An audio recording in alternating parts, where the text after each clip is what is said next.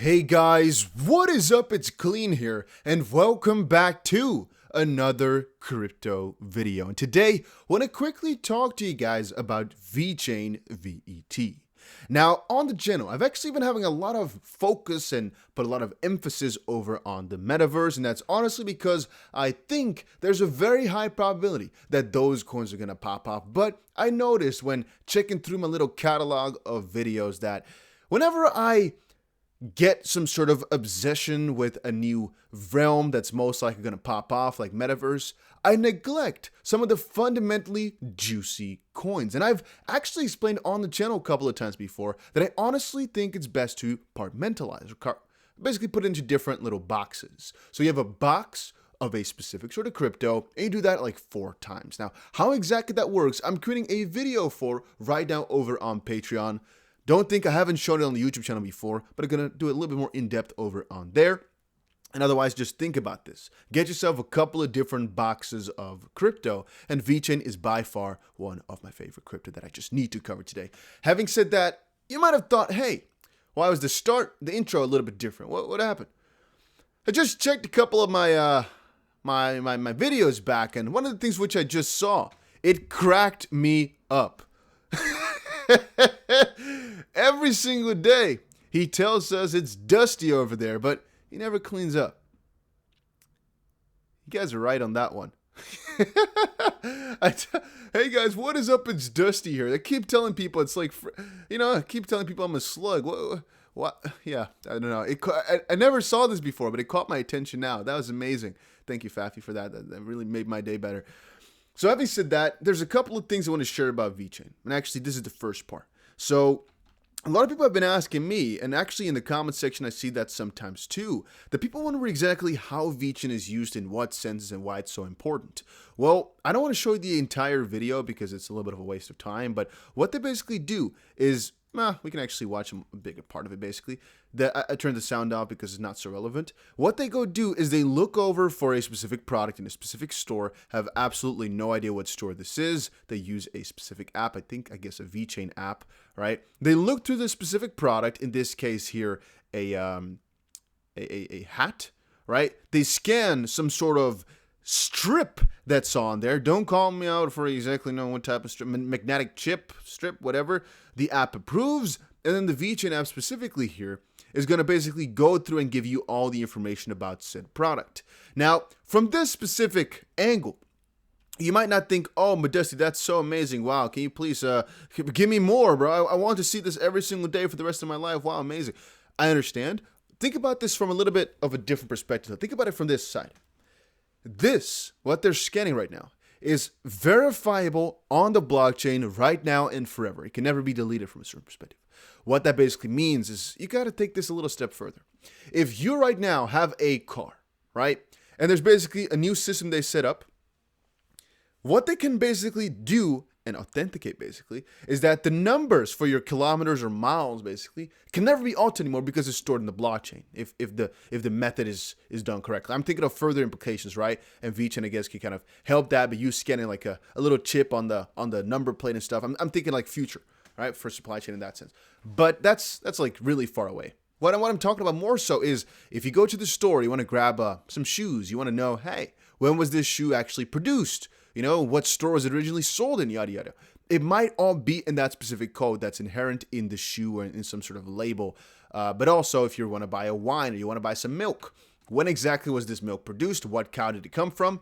And I think that because of the way they're doing it online, basically, they can honestly already do it online, right? You just scan the QR code or whatever, and you can see more information about the product. I think as it becomes more of a standard that you can scan it and it's verifiable proof on the blockchain, they're going to include more information about products in the future, where you, for example, can better see exactly what it says about, the contents of it. And they'll have to basically go through multiple different steps, because when I think about this, I sometimes think, well, if you're going to see a list of the contents, then a lot of these different contents that are inside your, pick something, right?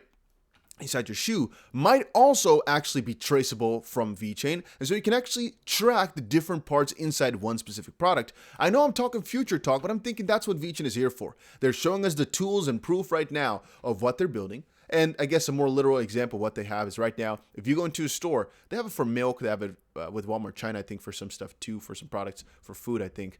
But there's also wine, where if you go to a couple of different stores right now, you scan the wine bottle, you can see what type of grape it came from and where. And that's just so huge. And I sometimes like to think about exactly how far we can take this stuff and what Vechain is working for in that regard. But also look at this. So, Stably, basically they got a new nice announcement. I never heard of this before in my life, but okay.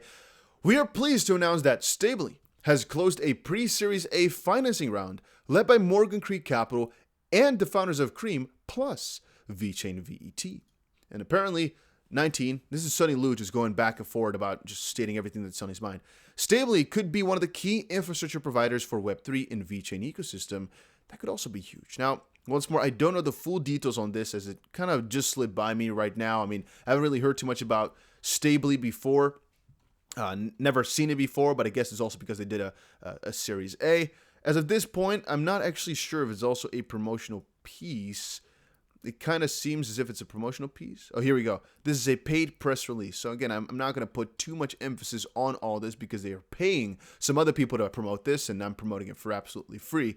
I have no affiliation with Vechain whatsoever. This is just my honest thoughts. But apparently, Sonny Liu decided to participate in our round because he was also seeking for a practical and fast stablecoin as a service solution for the Vechain ecosystem, where I'm kind of confused about how they're going to do that or what they're trying to work on. And co-founder Corey Huang. Practically speaking, Stably was the only company in this space that could quickly integrate with the Vechain Tor blockchain to launch a compliant stablecoin within a few months of our initial discussions. So I was thinking there exactly what they want to work on this for. Is it talking about the VUSD? Or are they talking about multiple different USDTs or whatever, like stablecoins, that Vechain is going to be able to provide in their newer DeFi ecosystem that they're going for through Stably? Is that why they're partnered up? Could definitely be so. It's a nice initiative, nice idea. Promoted, so again, most likely they want people to know this because it's a bigger deal for themselves. I think it's massive news, a massive partnership, because we don't know what they're going to bring for the Vechain Tor ecosystem. But honestly, I think it could be a really big deal. The more they get into DeFi, the more they're emancipating, I guess, the better, the merrier. And as I said before, guys, metaverse is what a lot of these whales, a lot of these big guys are going for right now. But also, generally speaking, just DeFi. DeFi, metaverse, obviously you can understand the appeal for both, right? With metaverse, it's just the newest sector that's really hot out there. So it's really logical that those are popping off. With DeFi, it's just, that's literally the purpose behind the majority of crypto, and that's where the real money is being made right now. I made a specific video over on Patreon that we're going to expand on in a couple of days, where we basically compare the highest yield type of protocols and what we're going to go for. But guys, honestly, can you think about it? That you can make 20%, I guess, yield on your money each and single year for doing absolutely nothing? It's crazy, right? It sounds like a freaking Ponzi scheme sometimes when I hear that, but that's the way that the crypto space works right now. It will be a couple years before the majority of these high yields are going to be unsustainable, basically. Right now is the golden time still. But I always say to that, let's make the majority of use of it now that we still can. And honestly, Vechain, I hope that they're going to get really big in the DeFi space, because I know the supply chain part of it is all good, and their blockchain as a service that they provide, and their, I guess, service as a service even, but that is not really. It's just, how can we call it? Supply chain as a service. That's what I meant. They're doing a good job. I'm really excited about them. That's some of the biggest partnerships in crypto, and I think Vechain is going to pop off.